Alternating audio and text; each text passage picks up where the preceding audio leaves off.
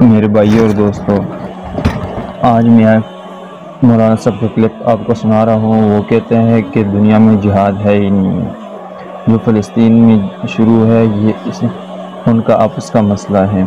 دنیا میں کسی جگہ پہ کوئی جہاد نہیں ہے۔ تو آئے اس درباری مولانا صاحب سے میں پوچھنا چاہتا ہوں کہ جو حدیث مبارکہ میں آیا ہوا ہے کہ الجہاد ماضٍ الی یوم القیامہ، کہ جہاد قیامت کے دن تک جاری رہے گا، آیا یہ حدیث مبارکہ ہے یا نہیں؟ اور اگر حدیث کا منکر ہے تو منکر حدیث ہیں آپ، اور وہ ویڈیو آپ سماعت فرمائیے۔ ټول دنیا کې جهاد د سره نشته